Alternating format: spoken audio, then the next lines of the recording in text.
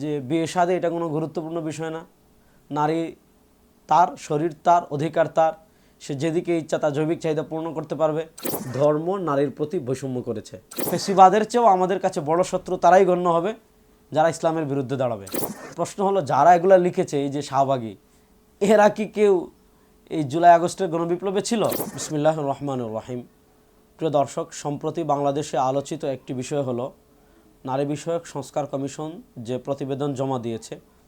আপনারা দেখেছেন, তারা এই প্রতিবেদন জমা দেওয়ার পর সারা দেশের ধর্মপ্রাণ মানুষ ফুঁসে উঠেছে এবং বাংলাদেশের ধর্মকে যারা ফলো করেন তারা প্রত্যেকেই তাদের জায়গা থেকে প্রতিবাদ জানাচ্ছেন। আমরা সম্প্রতি নারী বিষয়ক সংস্কার কমিশনের যে প্রতিবেদন রয়েছে সেই প্রতিবেদন আমরা সংগ্রহ করেছি। প্রায় 318 পৃষ্ঠার একটা দীর্ঘ প্রতিবেদন তারা তথ্য কমিশনের কাছে জমা দিয়েছেন। তো এই দীর্ঘ প্রতিবেদন পর্যালোচনা করলে এক কথায় যদি এটার মূল কথা বলা লাগে যে এই তথ্য আপনার এই সংস্কার প্রতিবেদনে কি জমা দেওয়া হয়েছে, এক কথায় জবাব হলো এই সংস্কার কমিশনে যে সংস্কার প্রস্তাবনা দেওয়া হয়েছে সেটা ইসলামকে মাইনাস করার প্রতিবেদন। অর্থাৎ একজন মুসলিমের পরিবারের নারীকেন্দ্রিক যে বিষয়গুলো আছে, বিবাহ বলতে পারেন, তালাক বলতে পারেন, ত্যায্য সম্পত্তি বলতে পারেন, নারীর অধিকার বলতে পারেন, এই সবগুলো থেকে ইসলামকে মাইনাস করার জন্যই এই প্রতিবেদন তৈরি করা হয়েছে। এই প্রতিবেদনের মূল কথা হলো আমাদের পারিবারিক যে বন্ধন রয়েছে সেটাকে নষ্ট করা, বাংলাদেশ ইউরোপিয়ান পারিবারিক কালচারে বেড়ে ওঠা, যে বিয়ে শাদী এটা কোনো গুরুত্বপূর্ণ বিষয় না, নারী তার শরীর তার অধিকার তার, সে যেদিকে ইচ্ছা তার জৈবিক চাহিদা পূর্ণ করতে পারবে, বা সন্তান হবে তার পিতৃ পরিচয় থাকবে না। এটাই হলো এই সংস্কার কমিশনের মূল আলাপ। আজকে এখানে ধারাগুলো নিয়ে আমি পর্যালোচনা করব না, যে ধারায় কোরআন সুন্নাহ বিরোধী কী কী আছে। আমরা যখন কিতাব পড়ি, বই পড়ি, তখন সবার আগে ভূমিকা পড়ি। আরবিতে বলে মুকাদ্দিমাতুল মুআল্লিফ, অর্থাৎ যিনি লিখেছেন তার ভূমিকাটা পড়লে এই কিতাবে কি কি আছে এটার ব্যাপারে একটা স্পষ্ট ধারণা পাওয়া যায়।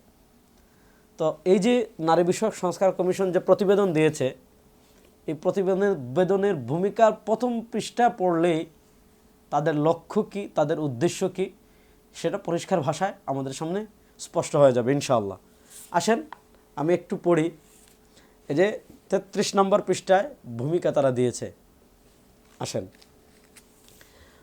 তারা লিখেছে, একদম শুরু করছে, একদম প্রথম লাইন আমি পড়ি। বাংলাদেশের সংবিধানে জনপরিসরে নারী ও পুরুষের সমতা নিশ্চিত করা হয়েছে। আচ্ছা, বাংলাদেশের সংবিধানে নারী ও পুরুষের সমতা নিশ্চিত করা হয়েছে। তারপরে লিখছে, তবে ধর্মভিত্তিক পারিবারিক আইনে নারীর প্রতি বৈষম্য বিদ্যমান।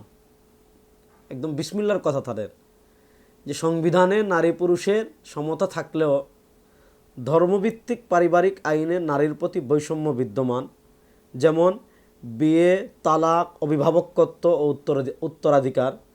তাছাড়া অন্যান্য আইনেও নারীর প্রতি বৈষম্যমূলক বিধান রয়েছে। যে ইসলামে বিয়ে, তালাক, অভিভাবকত্ব, যেটাকে আমরা বলি ওয়ালি, উত্তরাধিকার, যেটাকে আমরা বলি ওয়ারাসাত, এই 4টা ছাড়াও অন্যান্য ক্ষেত্রে ধর্ম নারীর প্রতি বৈষম্য করেছে।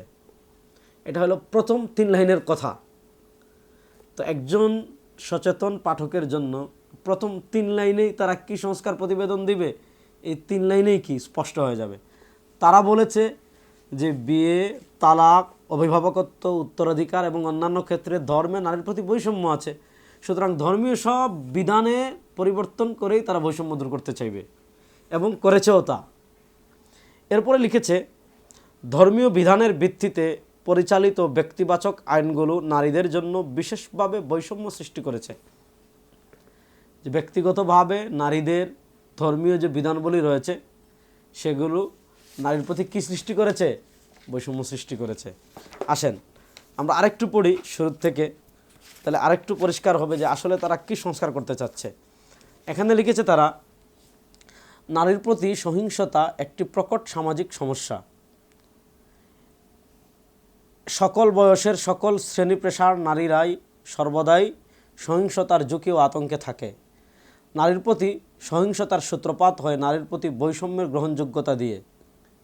ধর্ম, প্রথা ও নেতিবাচক দৃষ্টিভঙ্গি নারীর প্রতি বৈষম্যের মূল কারণ। দেখেন তারা নারীর প্রতি বৈষম্যের 3টা কারণ লিখেছে, যে আমাদের দেশে যে সামাজিকভাবে নারীরা বৈষম্যের শিকার হয় এটার 3টা কারণ। 1 নম্বর কারণ হলো ধর্ম, 2 নম্বর লিখেছে প্রথা রীতি, 3 নম্বর লিখেছে নেতিবাচক দৃষ্টিভঙ্গি।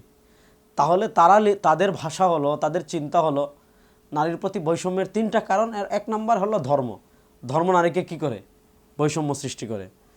এরপরে লিখেছে নারীর প্রতি সহিংসতা প্রতিরোধে প্রধান প্রতিবন্ধকতা ও চ্যালেঞ্জ হচ্ছে বৈষম্যমূলক সমাজ ব্যবস্থা ও দৃষ্টিভঙ্গি, প্রথা ও ধর্ম।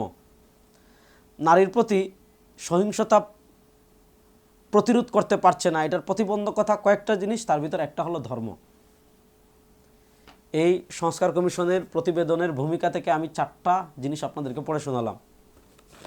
তো তাদের যারা এই প্রতিবেদন তৈরি করেছে তাদের চিন্তার শিকড় হলো নারীর প্রতি বৈষম্য সৃষ্টি করেছে ধর্ম।